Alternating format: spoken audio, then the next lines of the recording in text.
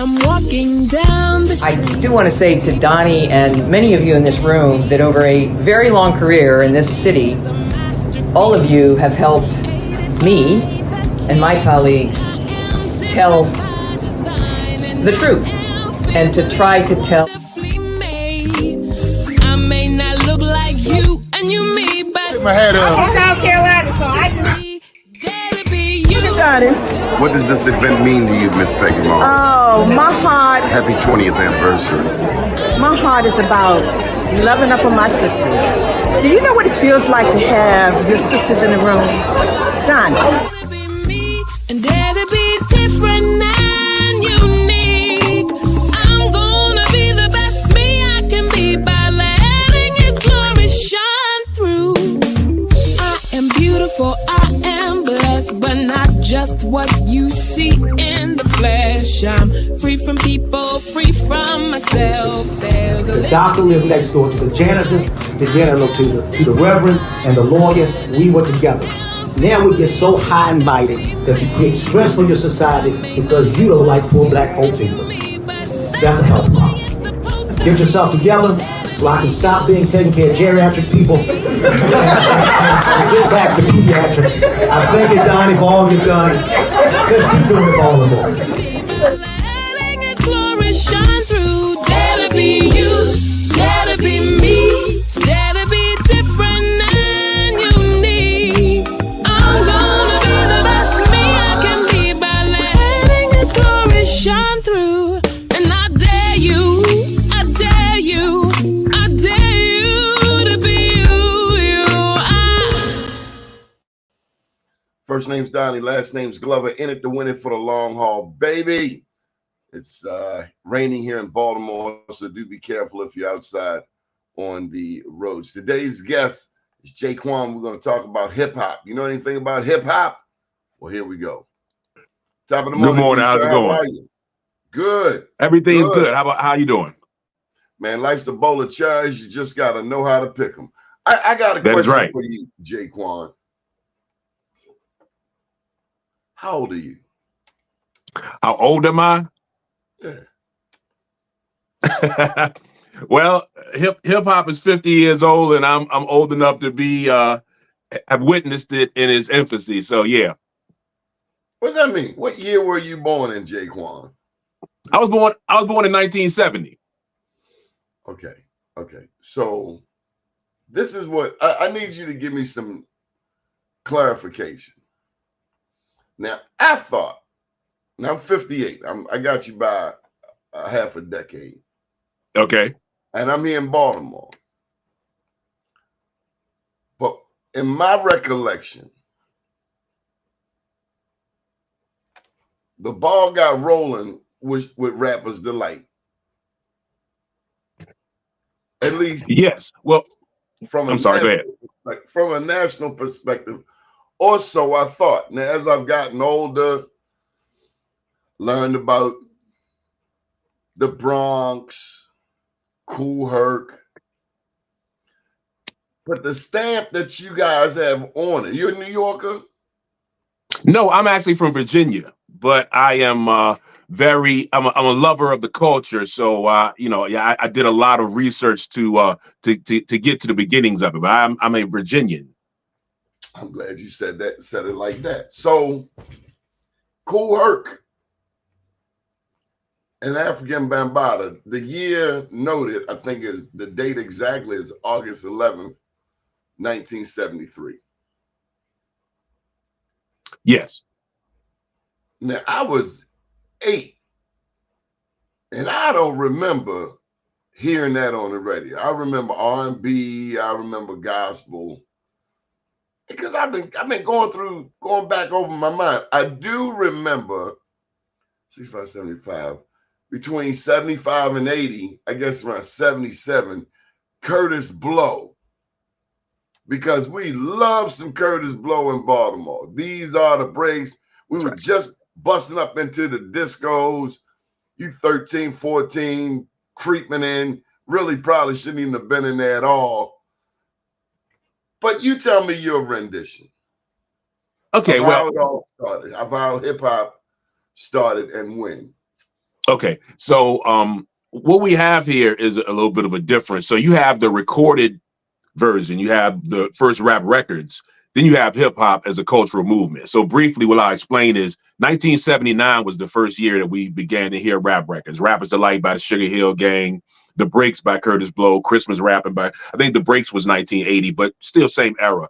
We started to hear rap records in 79, but at So least you would 6, consider 7 or more years, you would consider 6, Curtis 7 Blow or rap? more years before the first rap recordings, you had Kool Herc, Africa Bambaataa, Grandmaster Flash, Breakout and Baron, several DJs in the Bronx, isolating certain parts of records, people rhyming over the records, the graffiti art that was adjacent to it, the dancing. Hip hop is a cultural movement that includes fashion, music, and spoken word. So there was a cultural movement going on mainly in the Bronx and other boroughs. But what we got, Virginia, Baltimore, the rest of the country, we got rap records. We got a slice of that cultural movement that was being born.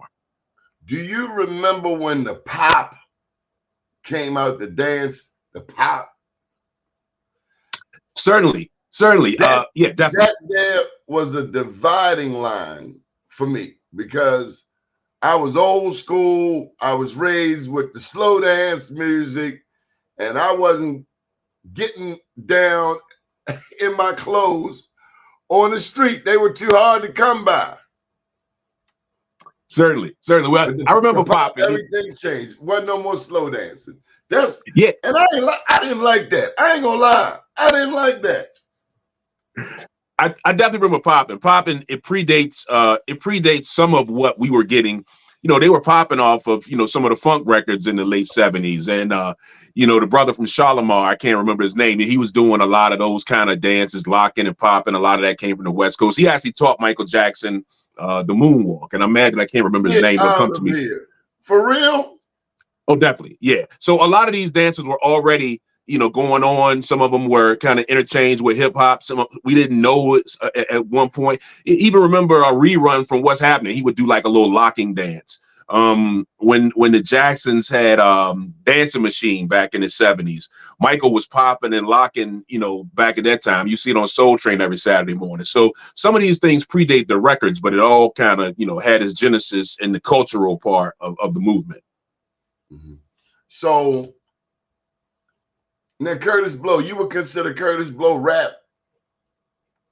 Oh, certainly. Yes, Curtis Blow is definitely an MC, rapper, Sugar Hill Gang, all the Grandmaster Flash and the Furious 5, Treacherous 3, all those first records we were getting from 79 through, it was the era of 79 through about 83 when Run DMC came out. When Run DMC came out, they changed the sound of things. Everything was still a little disco oriented. That's why, our parents' generation, they kind of were more into the Curtis Blows and the Sugar Hill Gangs because it sounded more like what they were used to.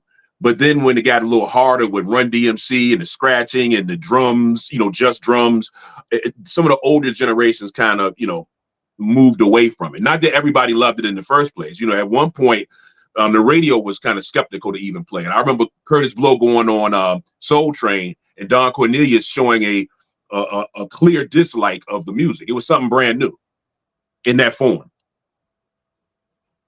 And what do we think today? Everybody loves it today. They seem to. That's what we're looking at. It took a while, but everybody came around. What would you call the music of today? What rendition of hip hop is this? Well, one thing I don't like about not necessarily the music, but the labeling. Every other genre of music has subgenres that are clearly labeled. In rock, you have heavy metal and soft rock and yacht rock and all kinds of rock. With hip hop, they just throw it in one basket, but there are many subgenres based on region and everything else. So you got a gumbo of everything now, but you got your boom bap. A lot of the commercial stuff, is the trap stuff. It's called you got what? Gangster rap. It's called what? What's that? It's called what?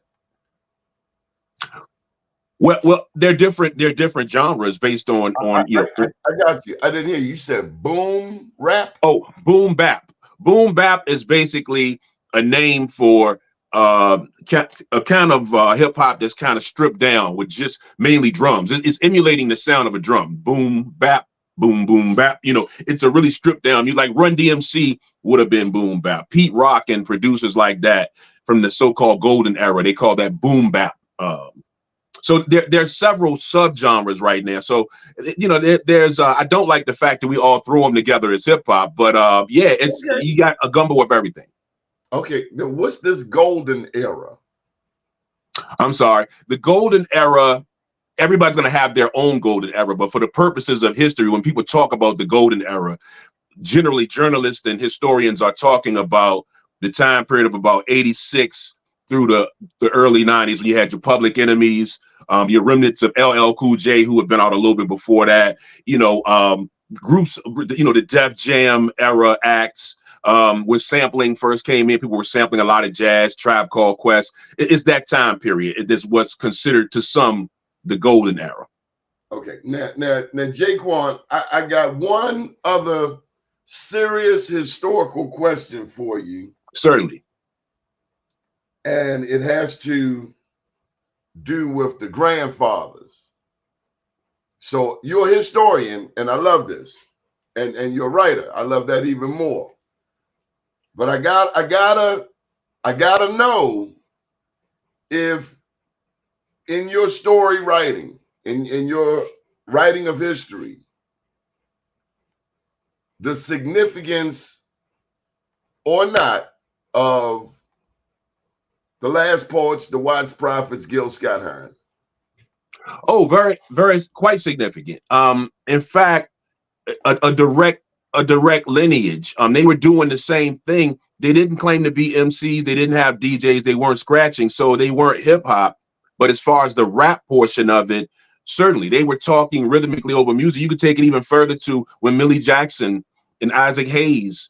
Isaac Hayes had a series of songs called Ike's Rap, where he just talked over music.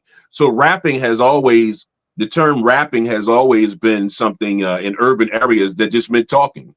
H. Rap Brown. Can you say Stevie Wonder was rapping?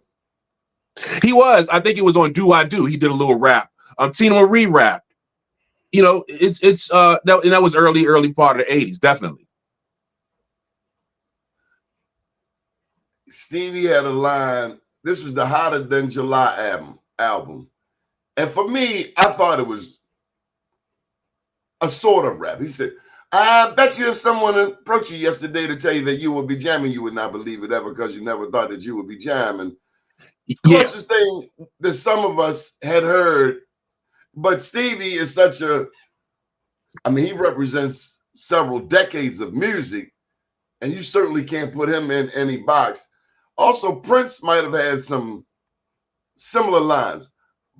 Michael Jackson, Mama Say, Mama Sa, Mama Kusa. Not that that's so much rap, but it was certainly fast words, you know, trigger. Well, yeah, and that came from Manu Bingo's Soul Makossa. That was a big record in the 70s, and he just, you know, Michael borrowed that. But to what you were saying about Stevie on you're talking about Master Blaster jamming, yeah, he was almost scatting on it. He was doing a combination of scatting and rapping. But he had a song called Do I Do, and on that he was actually rapping. He was actually, because it was like 80, 81. So a lot of R&B artists, Johnny Guitar Watson had a rap song. You know, a lot of those guys were getting into rap because they had to. It was selling so much that the R&B artists, the urban artists started seeing, we better get a little piece of this. So Square Biz by Tina Marie. You know, a lot of them rap. Were you influenced at all by the last poets, Gil Scott? I was not initially influenced by the last poets. You know, the first rap, I heard the first rap records that you did. Rapper's Delight, King Tim III by the Fatback Band, you know, Grandmaster Flash. But I had parents that always educated me about the history of music and other things. So I knew definitely who the last poets were. And I knew who Gil Scott-Heron and the Watts Prophets were.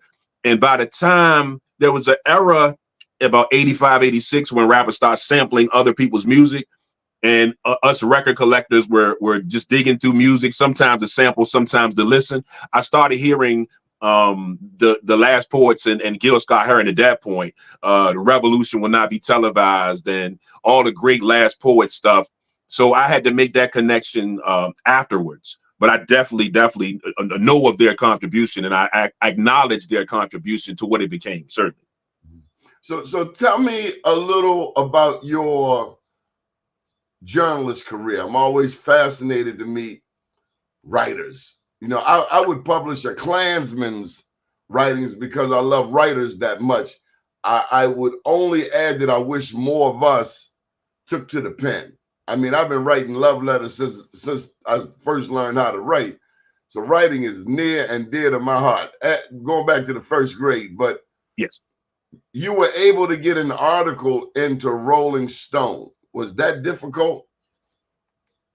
No, it wasn't, because, and I'll be brief with the answer. My writing and my opportunity to write came from being a historian. I consider myself a person who, you know, chronologically, you know, has this history, and I've interviewed the people, and, you know, it started out with me writing. I didn't really consider myself a writer per se, even though I was writing. And as the internet started to shift and people got a little more out of reading and more into looking at YouTube and more listening, I started a series of YouTube little short documentaries, and people in pretty high places started to see what I was doing. And LL Cool J and his camp was one of them. So I got a job with Rock the Bells, which I still have. I'm a writer at Rock the Bells, the website, rockthebells.com. I'm a writer there. And Rolling Stone saw an article I wrote about go-go music, which, of course, we're in the DMV, so you know the effects of go-go, which is a cousin of hip-hop.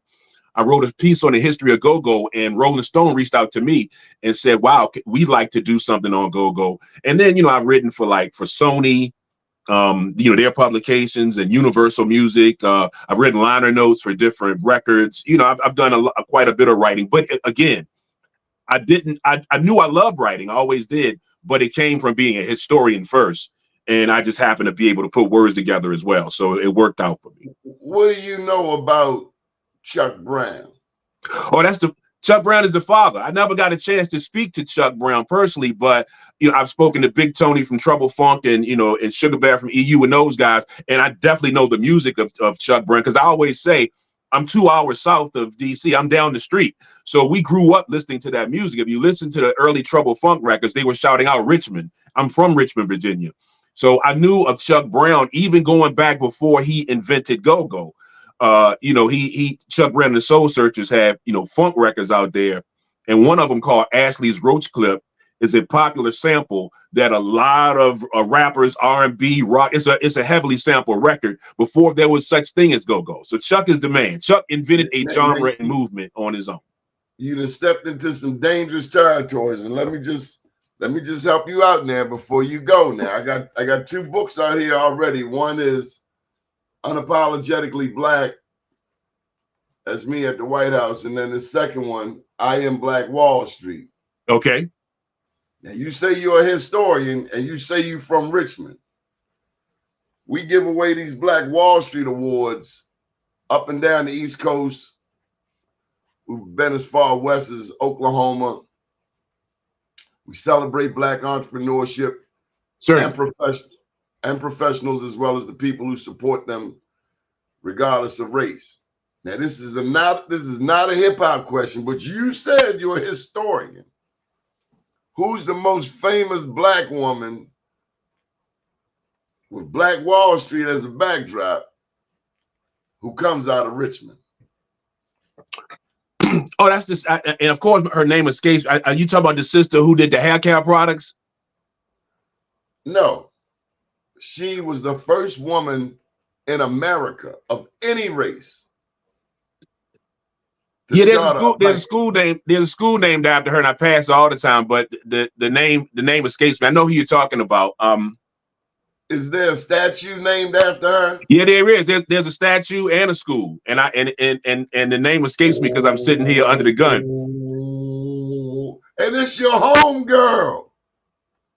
It is Maggie Lena Walker. Maggie Walker. My mother went to Maggie Walker High School, so I know the name. But because I'm sitting here under the pressure, you know, but Maggie Walker, of course. We have done the Black Wall Street there in Jackson Ward before. And Jackson was right. There's also a statue of Bill Bojangles over there in Jackson Ward. I definitely know. It's just, you know, yeah. So Richmond has a long history of black business. Certainly Richmond has a long, yeah. I mean, you know, 2nd Street, you know, you had 2nd Street where, you know, James Brown, that was like a hub for him when he came to Richmond. He would come over to 2nd Street, which was like a little piece of like a Wall Street type of thing. We had our own hotels and businesses there. So definitely. All right, well, we've just been joined by the Queen, the Queen Lisa Lee. Peace. Good morning, everybody. Good morning. Good morning. Quan, you gonna lead this part of the interview because I don't want to look like you just look. You messing up on Maggie. Tell us who the Queen is. Introduce the Queen for us. It's breaking up a little bit. Tell me what you said. Well, can you hear me, Lisa? A little. It's okay. In and out. Oh, okay. Sorry about that. Yeah. So Lisa, you know, I like for you to, you know, I know your history, Cosmic Force, Soul Sonic Force, Zulu Queen, Zulu Nation, but just, you know, for starters, Wild Style, Beat Street. But tell the people who Queen Lisa Lee is and the accomplishments of Queen Lisa Lee. Okay, real quick. Lisa Lee's a young girl in 1978 that had a friend named Smitty D that decided to take her walk over to Junior High School 123 where Africa Bambaataa and King Mario was DJing. They were battling for their systems. I walked in and I asked Mr. Biggs if I could get on the mic. He went to Bam. Bam said, okay. I gave it a try. And a week or two later, I was on the flyer and the rest is history. So I went and showed off and here today. For the people who don't know, you know, we talked about Africa Bambaataa earlier. You know, the Soul Sonic Force had a huge record called Planet Rock. And before that record even came out, Lisa is a original member of the Soul Sonic Force, you know, before the personnel change. So Lisa has done a lot. Hip hop's first movie, Wild Style, she's all through there. Hip hop's one of the bigger movies that Harry Belafonte financed, Beat Street. She's there, you know. And this is proof positive that, you know, you may not be a household name, just like the Negro Leagues in baseball. You might not know a lot of their names, but they are the precursor to the names that we did know. And there's a generation of hip hoppers who didn't necessarily make records or make big records or videos or whatever, but they certainly laid the groundwork for everything we have today. And Lisa Lee is no doubt one of those figures in hip hop. Well, I appreciate that kind of love. You know, I strive hard to be a part of the culture and to enlighten people on our history and let them know where it started. You know, everybody doesn't want to hear the truth, but, you know, it's our life. It's not a story. It's the story of our lives. And it really took place. And we're just here to share that with you and let you know who we are. 100%. Lisa, what do you want people to remember?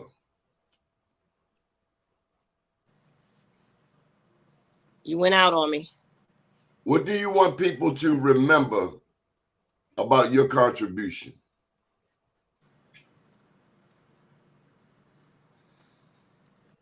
Help me out, Quan. What do you want people to remember about your contribution to hip hop, Lisa? I want to know that it was all. It's about rhyming, not battling to just degrade anybody. It's about just enjoying the art that you have, that you know how to spit rhymes and not offend people, but to let them know who you are, where you come from, what you're about. I want everybody to take home that as women, we have to hold each other down and stop degrading each other. You know, where I come from, the ground of hip hop, and where we are today, we should embrace each other. I should be happy for them. They are happy that I laid the.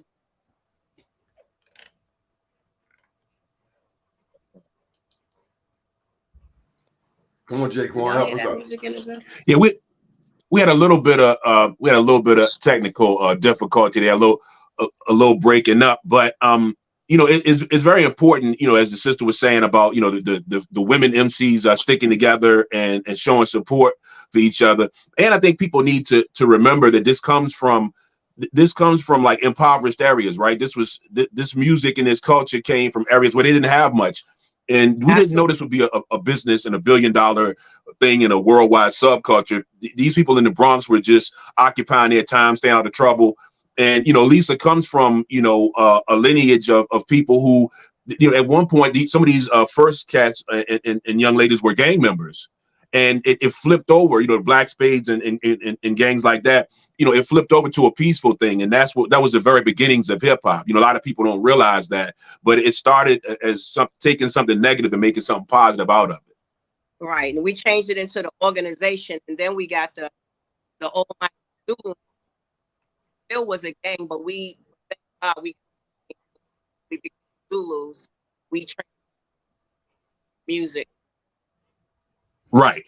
She broke up a little bit, but basically she's saying that, they took it from the Black Spades to a group called the Organization to a group called the Universal Zulu Nation, which became, one of the biggest youth organizations, the biggest hip hop / youth organization, headed by Africa Bambaataa, and did a lot of things for hip hop, in the streets and everything else. So, again, this is a culture. If there's anything I would want people to remember, this rap music is the biggest part of the hip hop culture because it's the most exploitable and profitable, and it's more aligned with the music industry. So it was easy to take rap music out of the culture and promote it. But it's a culture that includes the dancing, the b-boys and b-girls, the graffiti art, and the DJ. It's not just rap music. When we hear about hip hop, most times we hear about rap music, but there are 3 other pillars, and it's a youth lifestyle. It's the biggest youth culture in the world today. On that note, we see Asians picking up the dance moves, dancing like Black people. Where are we with the hip hop efforts in Africa? Well, I don't know about the efforts, but I mean, hip hop is around the world at this point. You make a good point. Hip hop is going to be in the Olympics this year, and you do see people of all races, even the turntablism, the DJs. You see a lot of the top DJs these days are Filipino guys. At one point the international contest, it was usually people who look like us every year, but as hip hop branched out, it's not just Africa, it's Asia. Hip hop is huge in Japan, and it's literally a worldwide thing, which we would never see happen. But they have their own movements and their own organizations and their own style in Africa, and in a lot of other places in the States, we use hip hop generally more for entertainment. But as I've seen around the world, they use it like we used to use it, as a revolutionary tool. MCs in the UK will be rapping about, the Queen and overthrowing the system like we used to do with Public Enemy and people like that. So it's a revolutionary tool in other parts of the world, as well as entertainment. I think it's pretty cool that we took it, that it came from the Bronx, and it is international, and that the world is loving it and embracing it and taking it to their levels as we take it to our levels of life. I think we can't go wrong with that. It just shows who we are and what we brought out here to the world. Certainly. Is it important to control the money? It's of utmost importance to control the money. And that's one thing, that every genre of music that we've ever created, we ended up not being able to control the money and the narrative. And that's very important. The controlling the narrative and the money is very important. And we haven't always done the best job of doing that, but very important. Where's your book, J. Quan? I'm expecting an encyclopedia-sized book from you. You're a writer.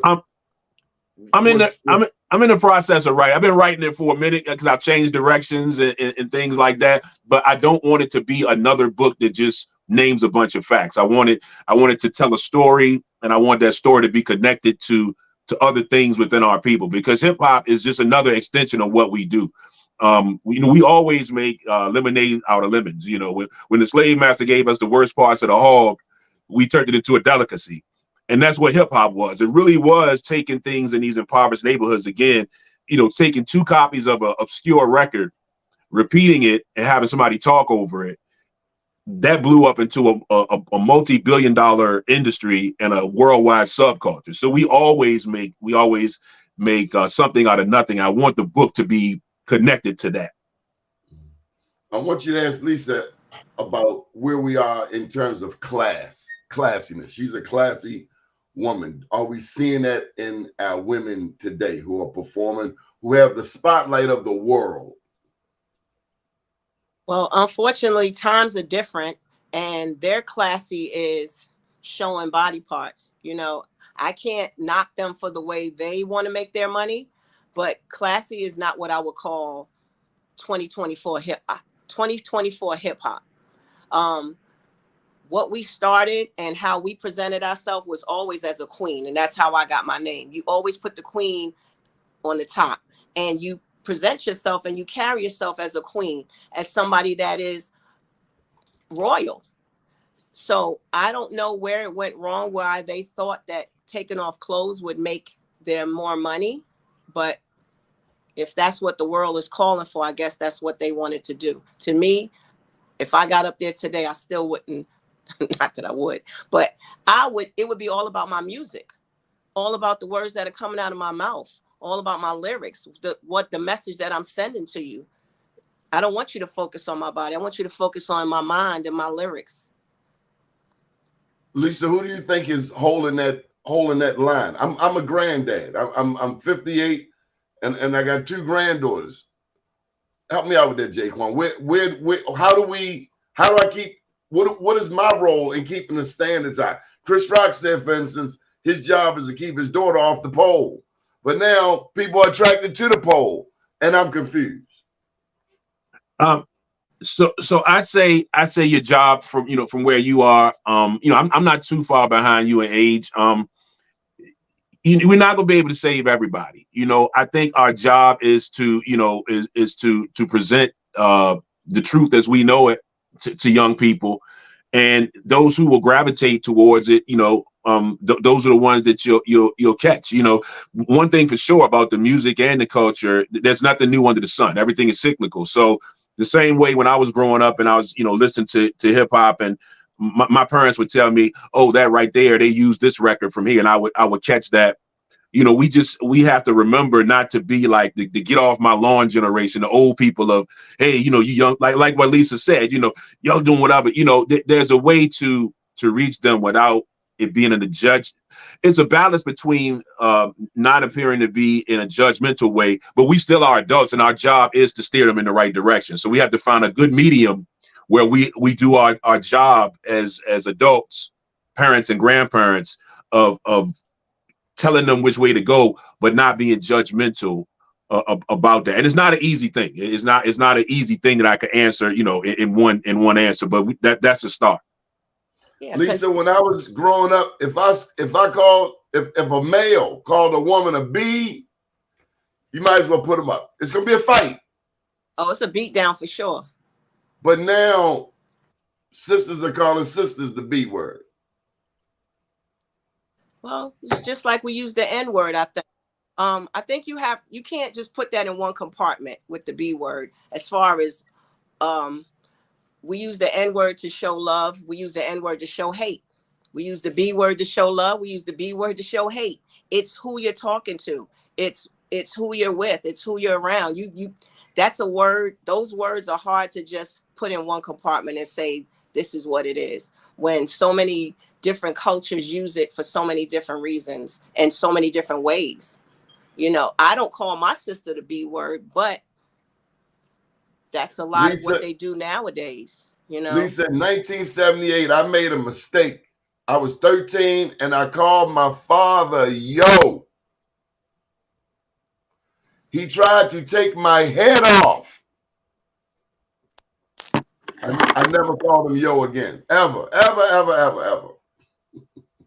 Yes, it's definitely different time period, and a lot of what's mainstream now, you couldn't have mainstreamed it back then. Like you could turn on the television now, and like the sister said, you could hear the B word in prime time on your on a sitcom. You would never heard that even 30 years ago in the television. The FCC actually, you know, kind of more did their job at keeping that stuff out. You turn the radio on now during the daytime, and even when they censor the songs, you know, they do such a poor job of censoring. It's a different time. You know, it's really hard to compare our growing up in the 60s and 70s. It was a totally different world. And half of the stuff that flies today wouldn't have flown in our households. We definitely know that. Yeah. We strived on respect for everyone and each other. And you just didn't just disrespect the person because you feel in some kind of way. If you disrespect somebody, then you ready for the beef that's going to come behind it. Nowadays, the disrespect is so normal. It's an everyday thing of people just disrespectful towards each other. You have to really be careful of who's in your circle and the people that you surround yourself with, because anything can happen. What responsibility do our entertainers have to Black people? Question.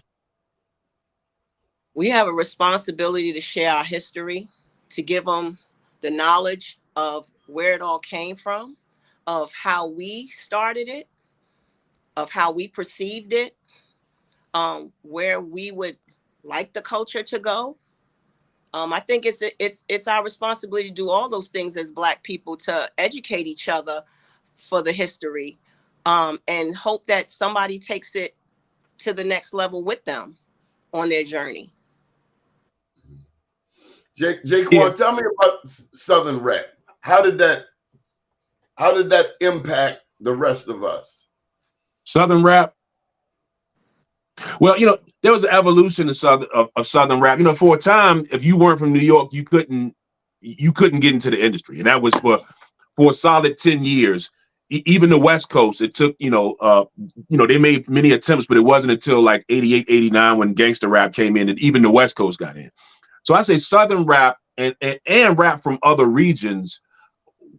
What I'll say that it actually did, especially groups like Outkast and groups like that, for a lot of us that weren't New Yorkers, we just wanted to impress New York if we rap. You know, if you made a record, you wanted to show New York that, hey, we're not as country and backwards as you might have thought. We can do this too, right?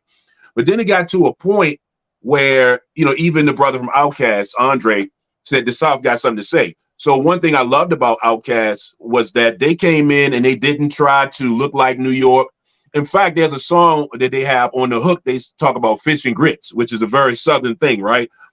No way in 85, 86, 87, you could have talked about fish and grits on a record and it got, played anywhere. But they unapologetically came in the door.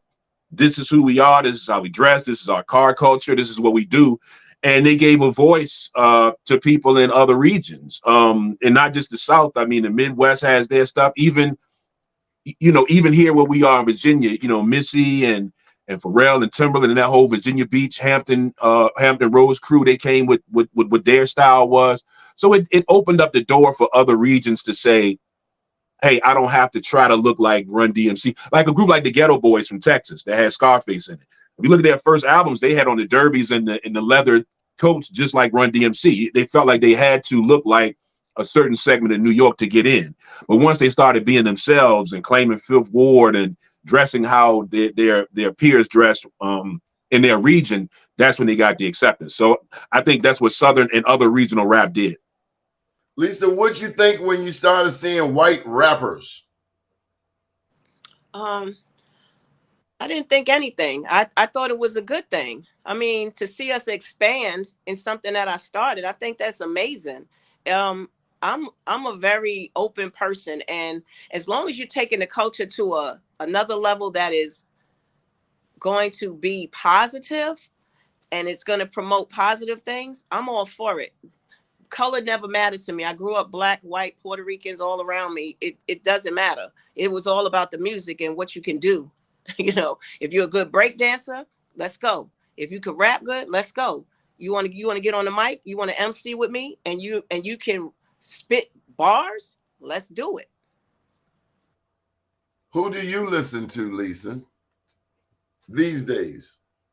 I listen to Jay-Z. I listen to Meek Mills. Other than that, I listen to a lot of R&B. Listen to a lot of rap. Quan, you got an event? It's an event tomorrow? Yes, the event is tomorrow. Doors open at 5 o'clock. It's at the RIAA headquarters.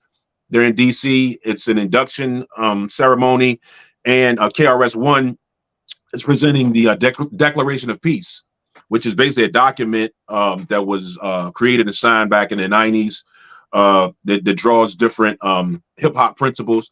He's presenting that to the National Hip Hop Museum, which is there in DC. And we're also inducting Lisa Lee, Sha Rock.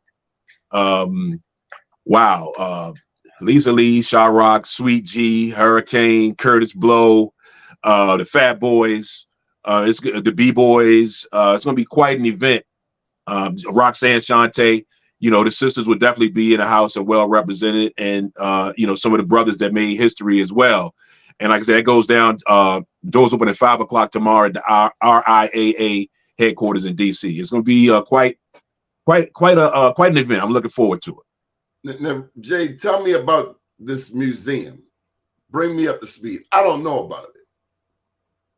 Okay. So the National Hip Hop Museum started around right before COVID, right around 2019, before what we knew as COVID would hit. We had our first. It started out as a pop-up museum, and we had our first installation. I think it was around 2018, 2019, and first night we inducted our Sugar Hill Gang, Trouble Funk, Grandmaster Melly Mel, Grandmaster Cass from the Cold Crush Brothers, and in the last 4 or 5 years we've inducted over 70, 80 different artists, foundational hip hop artists. And right now we have an exhibit right across the street from Howard University, but we still don't have our permanent home yet. But right now we do have quite a few exhibits there, and we still do traveling exhibits. And COVID really threw a wrench in there for us, as it did many organizations. But we have, yes, go ahead. Do you have a relationship with Howard University? I don't directly, but the museum does have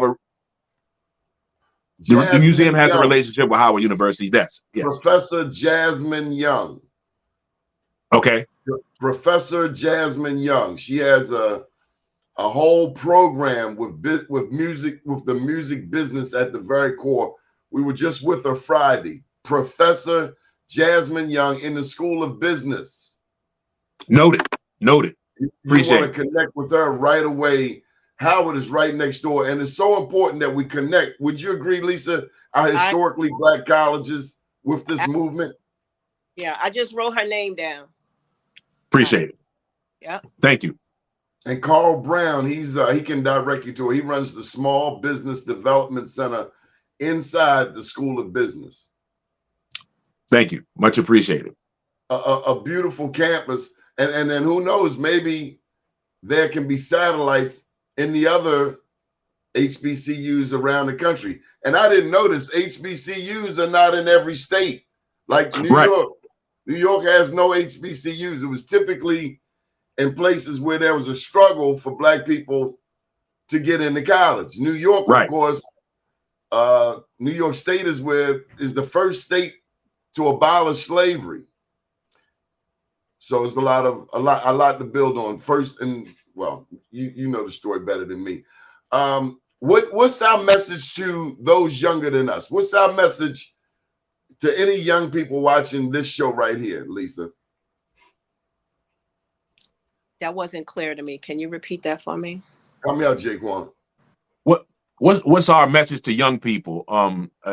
People younger than us that are watching this. What's our overall message to them? Well, first I like to say, know your history, do your history. It's really important to know if you're into hip hop, you're into that culture of the music, know your history. Do your homework, listen to different types of music. Don't just get locked into that rough, wild street music. There's so many people out here that give conscious rapping that'll educate you. You don't have to go down that other road of just being in the streets with the glorifying of jewels and running the streets. There's so much music. So if you aren't a hip hop person or you aren't into that type of music, of rap music, listen to it. Give it a try. It's really great music out there. What we started has become a phenomenal thing, and the music is great. Lisa, could you ever imagine a Kendrick Lamar or a J. Cole? Never. And it's quite elating as a female MC to see where this music has gone. You know, it's to see people take it and use it in an educational way, the way we did, is mind blowing. It's what it should be. It's how it should be. Lisa, what do you think of when you hear or when you see a KRS-One? I need that to be repeated. I didn't get it. Come on, Jay. What do you think of when you see a KRS-One? What does that mean? When you see an artist like KRS-One, what do you think of an artist of that stature? Of that stature, I think salute. King at the head of the table. He's bringing it how it's supposed to come to us.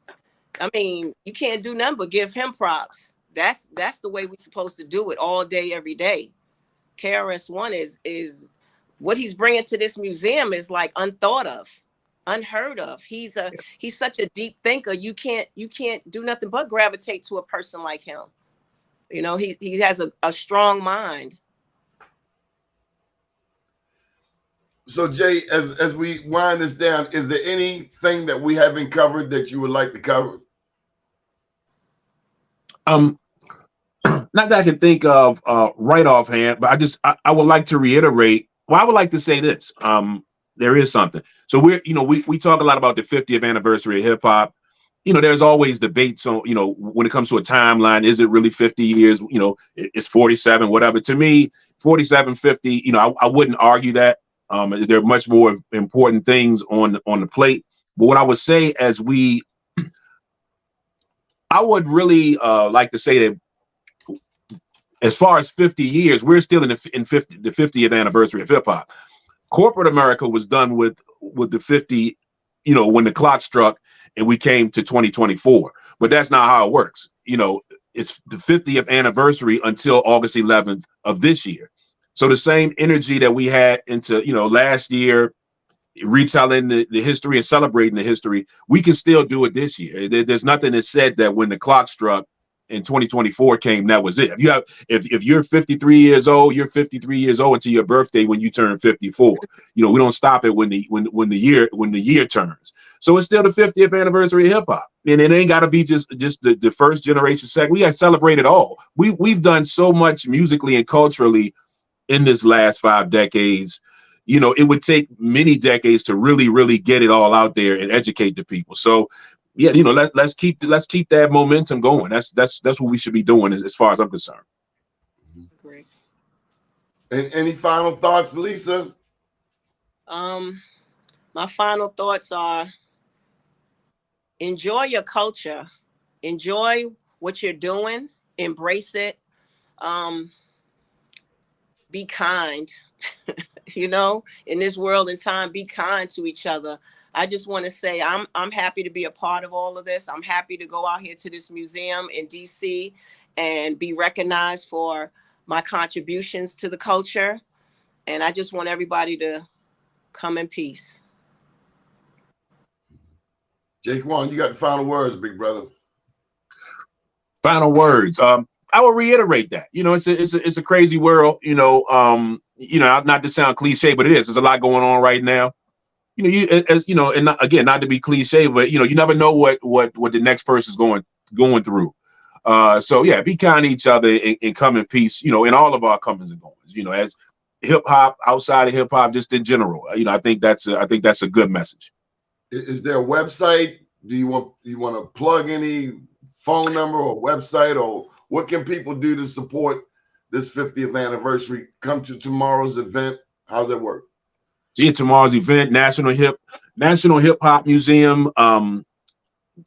check us out on all social media. National Hip Hop Museum website, National Hip Hop Museum, I think is .org, I believe. For myself personally, you can check me out, Quan, Jayquan on all social media. Like I said, I also write for Rock the Bells. You can see my interviews and my writing there as far as what I could plug. Lisa, how can people get in touch with you? On Instagram, on One Lisa Lee. You could get me on Facebook, Queen Lisa Lee. You have any messages you want to send to me, just send it through that, inbox me, and I'm there for you. Good deal. All right. Well, thank you very much for joining us this morning. We salute you. Thanks for having us. Thanks for having us. Much appreciated. Good deal. Up to date, down tomorrow. Do your day and everything will follow. Nothing to it but to do it. I got to do it, regardless of how I feel. I am somebody. I am my brother's keeper. Good morning, world.